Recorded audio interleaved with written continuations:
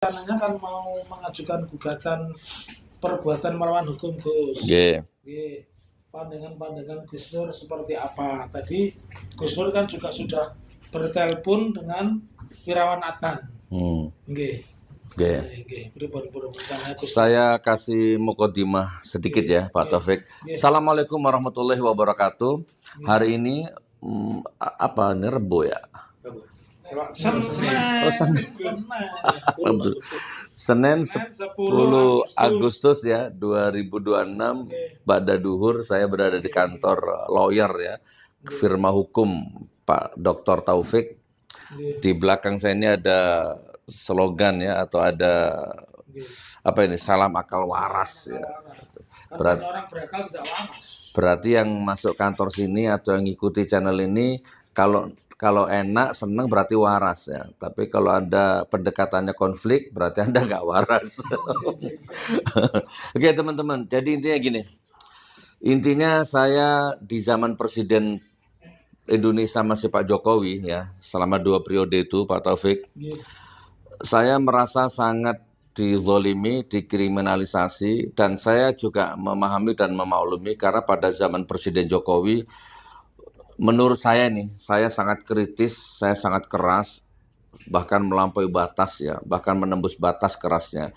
Saya nggak tahu kalau selain saya ada, cuman waktu itu saya merasa saya yang paling keras, belum ada yang lain waktu itu, Bambang Tri dan saya. Oke, singkat cerita, selama 10 tahun, 2 periode Jokowi memimpin, yaitu saya sampai 4 kali dilaporkan, 4 kali sidang, ya kan, Palu. Saya waktu itu sudah tinggal di Malang. Saya harus sidang Malang, Palu, pesawat. Setiap minggu, setiap Kamis, seminggu sekali, sepekan sekali, Malang, Palu, pesawat. Ya kan, bawa saksi, bayar saksi, konsumsi macam-macam, murah nggak bisa dihitung itu. Malang, Palu, satu orang paling tidak 2 juta, pulang pergi 4 juta. Itu sudah yang kelihatan mata ya, selama 7 bulan. Lalu sidang lagi Surabaya, ya kan, ya 6, 7, 8 bulan lah. Ya. Lalu sidang lagi di Jakarta, sekaligus ditahan itu di Bareskrim itu 10 bulan. Ya, lalu sidang lagi di Solo. Nah itu ya kurang lebih seperti itu. Lalu pengajian di mana-mana diboikot, di mana-mana di cancel, di mana-mana dibatalkan, di mana-mana dikisruh ya. Akibat salam revolusi mental Presiden ke-7 waktu itu. Jadi Pak Taufik, saya pernah, saya lupa, tapi daerah Padang kalau tidak salah itu ya, Medan atau Padang, tapi masih nyebrang lagi naik ferry, itu kurang lebih 8 jam. Nah, dan ferry itu hanya hari Rabu saja ada. Jadi begitu nyampe sana nggak bisa balik lagi. Harus nunggu Rebo atau 3 hari lah kalau saya lupa itu. Nah, saya sudah dijadwalkan 8 masjid di sana. Sudah ACC. Tiba-tiba begitu nyampe sana, semua masjid menggagalkan. Ya kan? Cancel total. Loh kenapa? Didatangi polisi, didatangi Intel. Nggak boleh ngundang Gus Nur.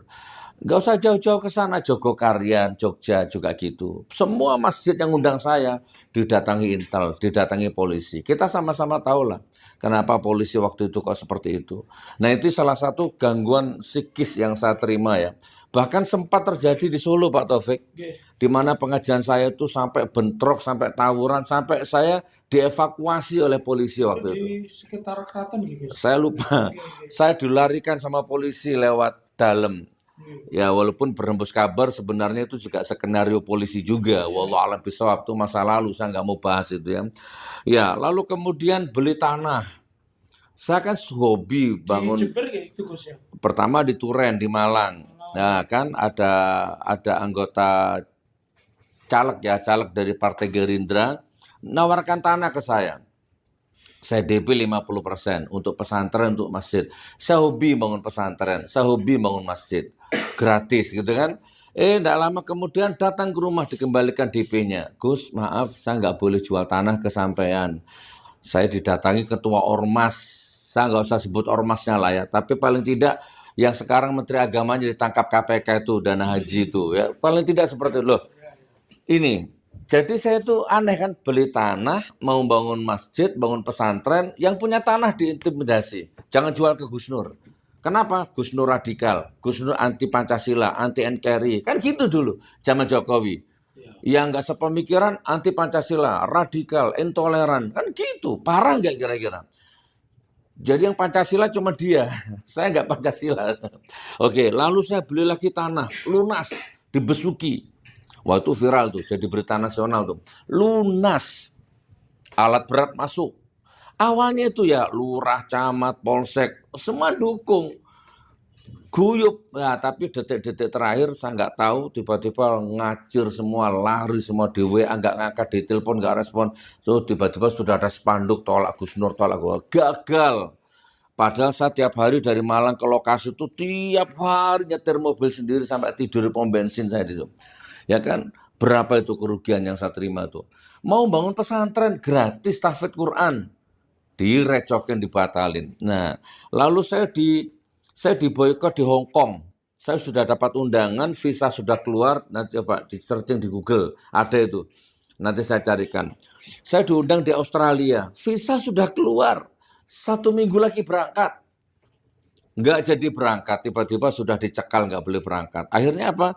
Bimbingan umroh batal. Ya kan, saya tiba-tiba sudah sampai Hong Kong, tiba-tiba nggak boleh masuk. Dideportasi paksa, dipulangkan paksa. Apa salah saya? Nggak tahu. Di komputer kamu nggak salah, nggak ada salah apa-apa. Ya nggak pernah bawa narkoba, nggak pernah bawa senjata, nggak pernah bawa apa-apa. Ada orang di atas yang tidak suka kamu masuk ke Hong Kong. Ini kalau saya ceritakan panjang ya, runut, ngeri gitu ya. Bahkan yang terakhir dengan sangat-sangat terpaksa, pesantren tahfidz Quran 3 lantai di Palu dengan 350 santri harus saya lepas. Saya kasihkan orang, saya kasihkan teman, ini tolong dirawat. Nah bagaimana? Itu pesantren gratis. Selama ini kita yang biayai makan santri, listrik, air, gaji ustadz, gaji marbot, 40-35 juta setiap bulan. Tiba-tiba di penjara, divonis 6 tahun, ya sudah kita relakan. Itu sekelumit, ya sekelumit. Nah intinya tiba-tiba yang terakhir ini ya, saya potong kompas ya, biar nggak makan durasi. Tiba-tiba ditangkap lagi saya, urusan ijazah. Walaupun yang melaporkan bukan Jokowi, ya, yang melaporkan relawan. Ini nanti kan termulnya kan ngomong, kan bukan Jokowi yang melaporkan, yang melaporkan relawan. Justru kalau yang melaporkan relawan nggak ada legal standing, ya harusnya jangan diproses. Kan gitu ya. Ini apa pencemaran nama baik yang dicemarkan Jokowi? Yang lapor bukan Jokowi, yang lapor orang jauh, relawan nggak kenal, bahkan nggak pernah ketemu Jokowi. Oke, singkat cerita, dimulailah drama itu. Ya, ditangkap di Bareskrim, dipindah ke Polda Semarang, Jawa Tengah, di mana mau tidur selonjor aja nggak bisa. Kamarnya sempit, pesing, bau, dicampur dengan 9 tahanan narapidana, nyelonjor kaki itu loh nggak bisa. Ya, diisolasi 2 minggu, nggak boleh telepon anak istri. 2 minggu saya di Polda itu. Pindah lagi ke Makobrimob di Surakarta. Nah disitulah dimulai saya sidang. Oke? Saya rel dulu di Makobrimob cuma beberapa jam, langsung malamnya dipindah ke Polda Nggih. Jateng. Nggih. Iya. Nggih, terus dipindah lagi ke Makobrimob.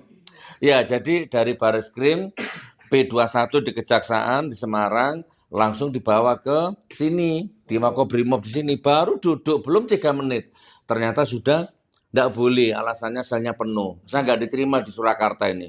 Langsung balik lagi. Bayangkan Pak, Semarang Surakarta itu bolak-balik. Lo kesel loh, dari Jakarta itu non-stop itu. Udahlah ngeri. Kalau ingat-ingat waktu itu, Masya Allah ya.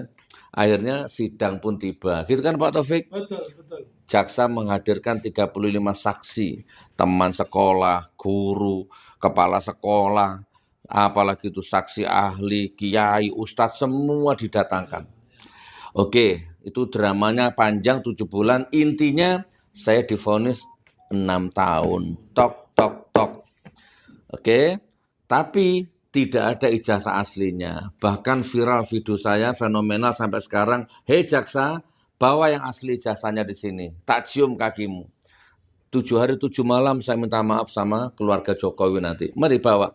Ini saya ngomong di depan hakim, di dalam sidang, fakta persidangan berkekuatan hukum. Beda kalau di TV. Walaupun gotok-gotokan nggak ada kekuatan hukumnya itu. Ini di depan hakim saya. Tidak ada ijazah aslinya. Dan bagaimana seorang jaksa harga dirinya? Hei jaksa, bawa yang asli. Kamu nuntut 10 tahun, bawa yang asli. Tak cium kakimu.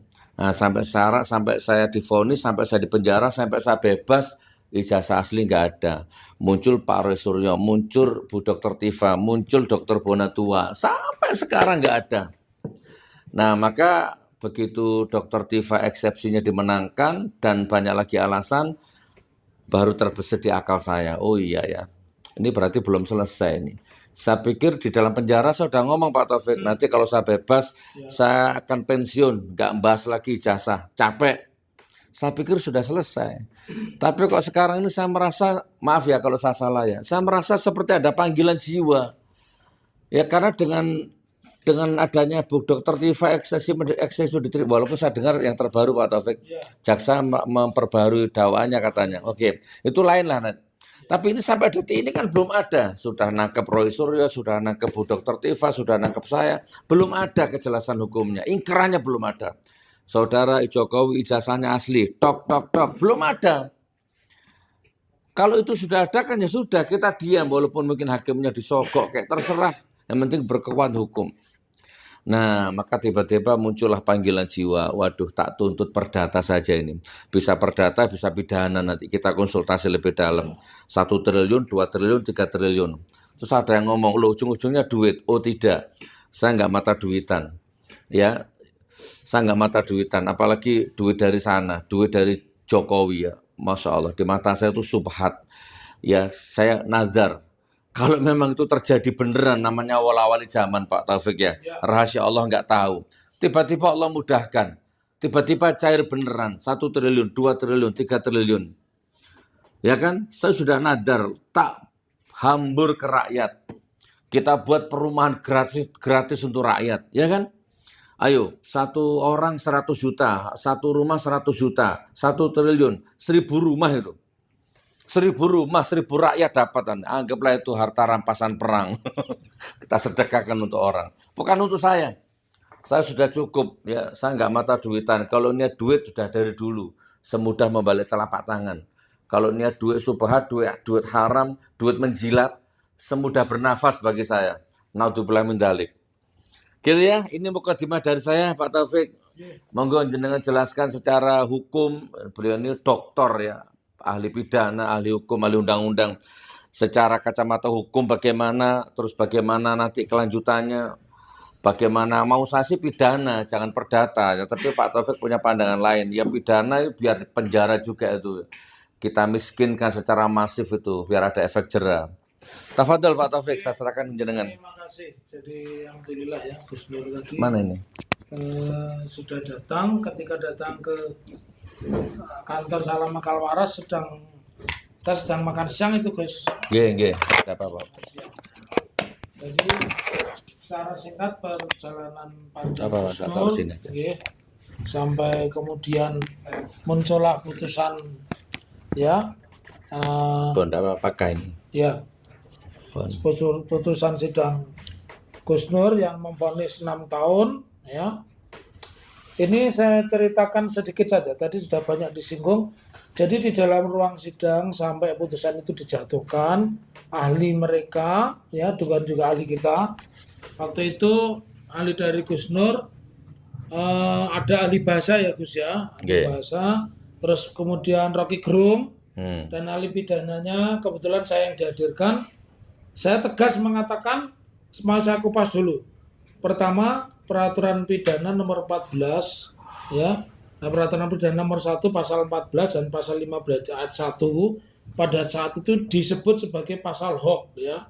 Dan saya bertahan sampai dengan persidangan itu lanjut, Pak. Ya, sampai dengan persidangan itu ternyata tidak pernah ada ya alat bukti yang disebut ijazah. Kalau orang Batak itu tidak bisa ngomong ijazah itu tidak pernah ada. Lalu sebagai mana tadi disebutkan, Gus Dur menyebut panjang lebar, Dr. Bonatua ya, itu juga sudah mengadakan penelitian. Dr. Bonatua Silalahi seorang peneliti, beliau juga mengadakan penelitian di sejumlah institusi pemerintah, KPU Pusat, KPU DKI, KPU Surakarta, dan juga kantor Arsip Nasional. Memang tidak ada ijazah. Kemudian yang lebih menarik lagi, Gus, bahwa kami juga mengajukan gugatan ke Komisi Informasi Publik di Semarang, di Jalan Trilomba Juang, di mana salah satu alasan yang dikemukakan oleh mereka, dalam arti mereka itu berarti sekretariat daerah dan pemerintah Kota Surakarta, karena kami gugat, itu sampai komisioner Komisi Informasi Publik Jawa Tengah itu tidak percaya terhadap jawaban bahwa mereka tidak bisa menentukan, tidak menyimpan begitu. Kan aneh. Orang yang pernah orang Solo menduduki jabatan wali kota, menduduki jabatan gubernur di Provinsi DKI, menjadi presiden 2 periode, ijazahnya tidak ada. Jadi sampai akhirnya diturunkanlah hakim dari Komisi Informasi Publik Provinsi datang, memang tidak ada. Dan jadi ini buku ini sudah sangat tepat membuktikan memang ijazah itu tidak ada. Karenanya perlu saya sampaikan latar belakangnya kenapa Gus Nur itu comeback ya, itu setelah pernyataan Dr. Tifa, seorang peneliti yang mengatakan saya berhenti mempersoalkan ijazah Jokowi. Kenapa? Karena memang sudah dari hasil penelitiannya tidak ada. Kalau tidak ada, apa yang mau diteliti begitu ya? Nah, singkat cerita, sidang KIPP di Jakarta ada 7 persidangan, sidang TUN di Jakarta. Bahkan alasan UGM untuk menolak menghadirkan itu tidak boleh, tetap diperintahkan oleh pengadilan banding TUN untuk menyajikan ijazahnya Jokowi ya. Nah, kemudian di tempat-tempat persidangan yang lain, bahkan di Citizen Lawsuit sudah menghadirkan saksi, menghadirkan ahli, ya, ternyata tidak ada ijazah itu. Karenanya kalau kita mengatakan bahwa perbuatan melawan hukum itu harus satu perbuatan yang diatur di dalam undang-undang yang mengatakan perbuatan yang dilakukan itu masuk kategori melanggar undang-undang. Kalau di dalam bahasa pidananya lah. Ternyata apa yang dituduhkan jaksa selama di persidangan hingga sampai 18 April 2023 diputus 6 tahun itu, jaksa tidak pernah berhasil menghadirkan ijazah. Ya sampai hari bahkan ijazah yang konon, saya bilang konon, yang namanya asli kan tidak perlu pakai konon. Konon itu kan masih subhat antara ya dan tidak. Nah, ternyata memang tidak pernah ada ijazah. Jadi kalau hari ini Gus Nur hadir lagi di Kota Surakarta untuk mempersoalkan ijazah itu bukan pada ada tidak ijazahnya saya. Karena sudah jelas tidak ada ijazah karenanya Gus Nur menuntut ganti rugi. Berarti selama ini yang dipakai mendakwa saya, yang dipakai menuduh saya, yang dipakai memvonis saya itu atas dasar bukti yang jelas-jelas tidak seperti yang disampaikan di dalam persidangan. Kan gitu Gus, bahwa pengalaman Gus Nur sendiri tadi menyebutkan seandainya Pak Jaksa itu punya ijazah, bisa menjadi ijazah, saya akan cium kakinya. Dan faktanya sampai hari ini juga tidak pernah berhasil. Itu yang pertama. Kemudian ada bukti lain, kami punya kemarin sebelum Gus Nur diundang di Madilog sudah kami sampaikan, kita punya bukti buku satu, reuni 25 tahun Fakultas Kehutanan, di mana Joko Widodo yang ada itu bukan Jokowi Presiden, karena dari gambarnya, dari sekolahnya itu semuanya di Jogja, SMA 6 tapi Jogja. Itu tahun 1988. Kemudian ada reuni lagi 1995. Gambarnya juga masih gambarnya tadi Joko Widodo alumni SMA 6 Yogyakarta, bukan domisilinya bukan di Solo. Nah, dari semua fakta ini kan menunjukkan ijazah yang beredar itu yang diambil dari buku reuni tahun 88 dan buku reuni tahun 95. Keandai kata Gus, kalau buku itu dianggap gambarnya salah, pasti diralat ya. Oke, Pak Kenapa Taufik. kedua kalinya kok tetap gambarnya itu gambarnya Joko Widodo tapi bukan gambarnya Oke. Jokowi, gitu Gus. Oke Pak Taufik, gini Pak Taufik, mungkin kita langsung fokus saja ya, biar masyarakat sudah menunggu ini Pak Taufik. Yes, Kalau yang kita jelaskan tadi itu sudah sangat banyak. bahasa lama sudah ya. Ya. Tapi sebelum sama masuk acara inti Pak Taufik, saya mau tanya ke jenengan. Ya. Hasil sidang KIP itu apa? Hasil sidang CLS itu apa? Gitu. Petun itu apa? Jadi biar masyarakat juga tahu ya. Kan ada berapa sidang sini sebenarnya, gitu Pak Taufik. Monggo, putusannya apa? Baik, saya menyampaikan dari putusan tata usaha negara itu kan Oke. UGM di pengadilan pertama itu menyatakan keberatan untuk Menunjukkan ijazah, tapi keberatan itu oleh pengadilan ditolak. Oke. Jadi diwajibkan rektor UGM untuk menunjukkan ijazah. Berarti berkekuatan hukum. Berkekuatan itu Berarti tetap, kalau rektor nggak nunjukkan, ya rektor itu melanggar hukum. melawan hukum. Melawan hukum. Oke, fix ya, 1 poin. Ya. Gitu. Kemudian di Komisi Informasi Publik Provinsi Jawa Tengah, kebetulan kami yang bersidang, itu Sekda dan Balai Arsip Daerah itu mengatakan sudah tidak punya arsip atau bukti ijazahnya Jokowi. Nah, oleh karena itu tidak meyakinkan, maka Komisioner Komisi Informasi Publik Provinsi Jawa Tengah mendatangi ke kantor arsip daerah dan kenyataannya memang tidak ada ijazahnya Jokowi. Itu fakta persidangan. Fakta persidangan juga, ya fakta persidangan. 2 ya. Oke. Ini hukum ini, bahasa hukum. Ya, Bukan narasi ya Pak Taufik. ya. Apalagi Pak Taufik? Sudah 3 dong. Tadi kan putusan tata usaha negara Jakarta. Petun. Sudah. Oke, terus? Terus kemudian sidang citizen lawsuit itu teman-teman yang diakui sebagai teman KKN, yang anaknya Pak Lurah dan sebagainya sudah hadir di persidangan dan sampai putusan itu selesai ya, itu tidak pernah ada yang namanya ijazah Joko Widodo. Selalu mengatakan sampai kapanpun advokat atau kuasa hukumnya Joko Widodo itu mengatakan ijazah Jokowi itu tidak tidak akan diperlihatkan. Nah, sekarang putusan lagi di Jakarta, berarti sudah 5 ya. Sudah 5 putusan Peradilan Tata Usaha Negara Jakarta di Jakarta Timur di tingkat bandingnya itu mengatakan kalau UGM itu dalilnya bahwa ijazah itu adalah rahasia, maka pengadilan tinggi memutus ijazah itu bukan rahasia, ijazah milik publik dan karena itu harus dipublikasikan.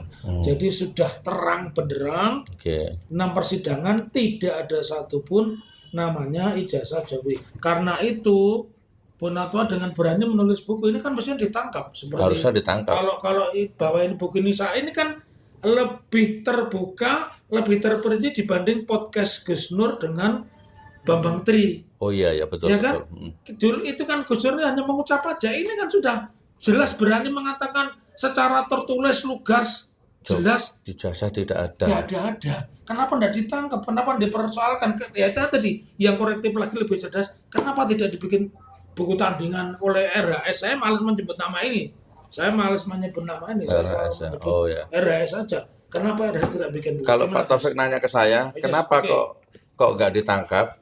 Kenapa kasus ini nggak selesai-selesai? Pertama karena presidennya Prabowo. Kedua karena Polri-nya Listio Sigit. Oke, Pak Taufik, kita masuk ke acara inti ya. Jadi, secara fisik, secara pengalaman batin, secara mata lahir, mata batin, fakta persidangan, dan secara apapun, saya benar-benar dirugikan materi dan non-materi. Walaupun itu sudah lewat. Pripun, saya punya niat, saya akan gugat, ya kan? 2 triliun, 3 triliun, 4 triliun, ya. Dan uang itu akan saya hamburkan ke rakyat, ke fakir miskin. Bukan untuk saya, ini bukan demi uang. Saya akan melangkah lagi berjuang dan bukan demi uang. Saya sudah cukup, hidup saya sudah bersyukur. Monggo Pak Taufik dijelaskan, kalau memang ada peluang, kalau memang tidak melanggar hukum, dan kapan, monggo Pak Taufik. Sampaikan ke rakyat Pak Taufik. Terima kasih. Di podcast sebelumnya sudah kami jelaskan bahwa orang yang menghukum orang lain, menyengsarakan orang lain ternyata tidak dicari alat bukti, itu kan masuk kategori kalau perdata adalah onrah mata gedat, perbuatan melawan hukum. Di mana diaturnya? Diaturnya di pasal 1365 yang berbunyi barang siapa melakukan tindakan yang merugikan orang lain, ya, dan ternyata bisa dibuktikan bahwa itu tidak benar, maka mewajibkan kepada yang menimbulkan kerugian itu untuk mengganti sejumlah ganti rugi. Nah, kalau nama kan tidak bisa dinilai dengan uang, toh, Gus. Nama itu kan harga diri, makanya unlimited. Jadi kalau Gus Nur menyampaikan gugatan triliunan, ya menurut saya tuh sangat tepat ya, karena itu fitnah. Jadi jangan lupa di dalam persidangan itu kan ada namanya hakim, ada jaksa, ada saksi, ada ahli, ada bukti. Kita kupas yang sederhana dulu. Bukti tidak pernah ada, namanya ijazah itu tidak pernah ada. Sampai hari ini kan ada tulisan buku seperti ini kan berarti memang ijazah tidak ada. Kemudian yang kedua, ahli yang didatangkan pun kan ternyata juga kalau bahasa Jawa Timurnya mungkin duplui begitu ya, berbohong begitu, duplui itu. Kalau Jogja Solo namanya dobos begitu. Nah, artinya tidak sesuai dengan fakta ya. Kemudian yang berikutnya bahwa saya mengatakan uraian dari perbuatan melawan hukum yang mengakibatkan kerugian pada pihak lain mewajibkan kepada memulihkan negara untuk membayar. Itu kan pernah terjadi di dalam perkara-perkara yang lain ya. Jadi menurut saya Gus Dur comeback itu bukan semata-mata ingin membangkitkan kembali isu ijazah, tidak, kan sudah selesai. Dokter Tiwa Saja selaku peneliti mengatakan sudah mengakhiri penelitiannya karena memang bahasa Jawanya memang nggak ada. Apa meneh sing diteliti wis gak ono itu ya. Kalau bahasa Jakartanya memang kagak ada gitu. Jadi menurut saya alasan Gus Nur kemudian untuk mengajukan gugatan ganti rugi itu memang tepat, tidak dilandasi emosional, dan kan panjenengan pernah berpikir lama sekali toh madarat sama manfaatnya gitu loh. Katanya sudah selesai, tapi kenapa kok muncul lagi? Nah, disinilah momentum yang tepat, dan saya juga berharap selaku advokat atau orang yang dipercaya Gus Nur mengajukan gugatan, semoga nanti ada Gus Nur lain, ada Bonatua lain yang berani muncul di depan publik untuk mengatakan kalau Gus Nur alasannya sudah paten itu karena presidennya Prabowo, Kapolrinya Jokowi. Saya nggak tanya lagi, mau saya tanya berapa kali pun ya seperti, tapi gini Gus, latar belakang apa selain faktor faktor bahwa tidak pernah dimunculkan di dalam persidangan, atau ada upaya lain Gus Nur melakukan pendidikan secara terbuka kepada masyarakat lewat jalur hukum? Yang jelas gini Pak Taufik, akhir-akhir ini muncul di beranda saya. Ya. Saya nggak tahu tuh video lama apa video pendek. Banyak pedagang kecil yang dagangannya diinjak-injak sama Satpol PP, dirampas sama Satpol PP. Walaupun itu dagang di rumahnya juga dirampas sama Satpol PP, ditendang-tendang sama Satpol PP.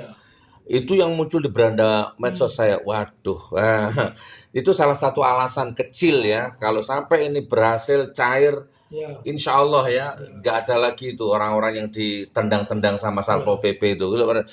Masih banyak rakyat kita yang kelaparan, nggak punya rumah, susah, dikejar pajak, dikejar pinjol dan judol. Yang pinjol sama judol itu sendiri dilegalisir sama pemerintah, ya, divalidasi sama pemerintah. Ayo 1 triliun cair, rakyat wis sakarepe tenisnya, biar notaris sama bankir nanti yang ngatur sama Pak Taufik. Kalau saya gugatan itu kenapa nilai triliunan sekaligus menguji, bukankah Pak Jokowi pernah ngomong di kantong saya ada 11.000 triliun. Kalau saya begitu. Oke, Pak Taufik, secara hukum yuk kita langsung mengerucut ya. Jadi kapan didaftarkan, siapa saja kuasa hukum yang akan menangani itu, bagaimana sistemnya, bagaimana caranya, terus pripun secara detailnya Pak Taufik? Saya akan jelaskan. Hari ini Gus Nur akan menandatangani surat kuasa. Surat kuasa mengajukan gugatan perbuatan melawan hukum ya kepada sejumlah orang, khususnya saksi, ahli, dan jaksa. Tetapi yang tidak bisa digugat itu hakim loh Gus, karena hakim itu dikecualikan dari undang-undang. Hakim itu hanya bisa kasasi, dilaporkan ke KY dan sebagainya. Kalau digugat secara pribadi kan perbuatan mereka itu perbuatan mewakili negara. Jadi Jadi cara pertama kita membuat surat kuasa, yang kedua kita mengumpulkan alat bukti sudah sebegitu banyak dan formatnya seperti apa. Nanti advokatnya atau kuasa hukum Gus Nur cukup dari semuanya dari Solo yang dulu pernah membantu Gus Nur. Yang kedua kemudian salah satunya itu adalah Ahmad Wirawan Adnan. Kita tidak ajukan pengacara-pengacara yang lain karena dan ada satu alasan kenapa diajukan di Surakarta. Karena satu, Pak Jokowi itu kan tinggal di Surakarta. Jadi gugatan itu harus dialamatkan kepada tempat tinggal tergugat. Kemudian beberapa saksi lain itu teman-teman sekolahnya juga tinggal di Surakarta. Adapun kalau ada ahli atau saksi pelapor yang tinggal di Jakarta, mereka tinggal ditarik saja, Gus. Tidak perlu harus dilakukan gugatan ke Jakarta karena lebih banyak semua orang yang dulu memenjarakan itu tempat keberadaannya di Surakarta. Jadi begitu alasannya. Kapan waktunya? Dalam minggu ini, Gus. Pak Taufik, ini orang awam saja ya, Ya. berpikir orang awam. Kira-kira kemungkinan hakimnya disuap, hakimnya disogok, hakimnya jokower, hakimnya termul, pripun? Peluang itu ada nggak, Pak Taufik? Kalau peluang itu ada ya, peluang itu ada. Tetapi kalau kita melihat banyaknya putusan yang berbeda dengan tahun-tahun sebelumnya di mana hakim itu masih dikooptasi oleh pemerintah, di akhir-akhir ini kan banyak putusan itu yang menguntungkan masyarakat. Contohnya ya Gus, di dalam kasus korupsi itu tidak ada namanya korupsi itu dituntut kemudian oleh hakim dibebaskan, tidak ada. Tapi di Jawa Tengah terjadi tipikor itu. Jadi hakim membebaskan para bankir karena kesalahannya memang bukan bankir, itu hanya korban sistem, korban fina dan lain macam, mereka dibebaskan semua. Kita juga melihat bagaimana peradilan yang pertama Mas Roy sudah dikabulkan. Kita juga melihat bagaimana yang namanya Dr. Tifa nota eksepsi atau nota keberatan atau nota perlawanan itu dikabulkan. Ini kan Gus Nur alami sendiri kan, tidak terjadi di masa panjenengan jadi terdakwa tuh Gus. Jadi saya melihat tanda-tanda itu, kemungkinan hakim berubah itu ada besar, tetapi tidak menutup mata bahwa ada hakim yang masih bisa dikendalikan atau dalam bahasa tanda kutipnya hakim termul itu juga masih ada. Cuma kalau tekanan masyarakatnya luas, ya pandangan-pandangan ilmuannya itu lugas, ya itu bisa dikabulkan. Baik Pak Taufik, jadi secara teknis semuanya sudah saya serahkan ke jenengan gitu ya. Daftarnya dalam minggu ini. Bismillahirrahmanirrahim. Saya sudah melakukan istikharah, saya sudah meluruskan niat, saya sudah membersihkan hati saya dari hubud dunia. Ya, saya nggak butuh uangnya rezim terkutuk laknatullah. Ya kan, saya sudah cukup bersyukur dengan apa yang saya punya. Jadi insya Allah saya akan menggugat, Allah ridho, diberikan kelancaran, maka uangnya akan kita santunkan kepada seluruh rakyat. Secukupnya itu, sedapatnya itu. Mohon doa restunya ya, para rakyat yang masih waras ya, yang masih berakal sehat. Mohon doanya, doakan saja. Itu yang pertama. Yang kedua, ini mumpung momen ini pas mungkin ya, monggo. Pasti ada yang marah dengan saya Pak Taufik, pasti ada yang kontra dengan saya, yang nyerang saya. Pun nggak usah nyerang saya lewat medsos, lewat TikTok, IG, percuma. Langsung ketemu sama saya, mubahalah saja sama saya. Saya hidupkan lagi mubahalah. Kalau hukum, udahlah capek hukum ini kan, pidana perdana sudah capek, penjara sudah. Jadi zaman Gus Nur apa, Gus Nur asu, Gus Nur iki, pes gak usah ngomong sugi, duduk ustad, duduk Gus, duduk kiai, udah itu udah basi. Ya Gus Nur fitnah, tukang caci, udah capek, udah basi. Wes, kalau memang Anda pecinta, Anda termul, Anda relawan, Anda ngotot ya bahwa yang Anda bela itu bener, monggo ketemu sama saya. Di Masjid Istiqlal boleh, ya di Monas boleh, di gedung di hakim boleh, di pengadilan, di mana saja boleh, mubahalah sama saya. Yang tidak boleh di Jalan Kutai Raya nomor 1. Siapa tahu beliau bersedia. Oke, mubahalah di sini aja. Dengan senang hati kita ke sana, gitu Pak Taufik ya. Monggo, nggak usah ribut di medsos, ya kan? Nggak usah lah termul-termul itu. Kita langsung ketemu di masjid di mana, ayo kita mubahalah. Anda mengatakan ijazahnya asli, Anda mengatakan orang baik, orang sabar, orang jujur, ya kan? Ijazahnya asli. Nah, saya mengatakan sebaliknya, orang jahat, ya kan? Palsu, ya perusak, penipu, pembohong. Nah, kan nggak ketemu. Ayo sambil proses perdata jalan, kita proses hukum akhirat saja. Ya. Siapa yang benar, kita saling minta laknat kepada Allah. Udah, kalau masalah mubalah Anda nggak usah khawatir. Ini Ini tantangan yang luar biasa ini. Di Solo pernah dicoba, tapi juga tidak berhasil. Nggak berani datang, Gus. ya bahkan di ruang sidang, Iya, di ruang sidang. kiai yang didatangkan oleh jaksa Iya, ditanya sama hakim, Pak Kiai, mubalahnya Gus Nur sah apa enggak? Mboten sah. Lah kenapa? Mubalah itu harus dua belah pihak dan harus dilakukan di pengadilan di depan hakim. Gitu jawaban kiainya. tapi Gus Nur mungkin lupa ya. Ada beberapa jaksa itu yang akhirnya meninggal loh, Gus. Karena kecelakaan, karena apa? Jaksa yang kemarin itu. Ya, termasuk saksi yang mau didatangkan jaksa kan meninggal juga. Innalillahi ya. Ya kurang lebih seperti itu teman-teman. Oke, kita close ya, Pak Taufik. Jadi intinya Bismillah, saya sudah datang ke kantornya Pak Taufik. Perjalanan Malang Surakarta, jadinya saya sudah serius dan niat Bismillah. Saya akan mencari kebenaran. Saya akan menuntut, ibarat dulu saya perang. Ya udahlah, saya akan menuntut, menggugat Bismillah. Dan ini untuk kemaslahatan umat. Berhasil alhamdulillah, nggak berhasil ya sudah alhamdulillah, nggak ada apa-apa. Assalamualaikum warahmatullahi wabarakatuh. Waalaikumsalam warahmatullahi Cekap Pak Afid. wabarakatuh. Cekap. Alhamdulillah, barakallah.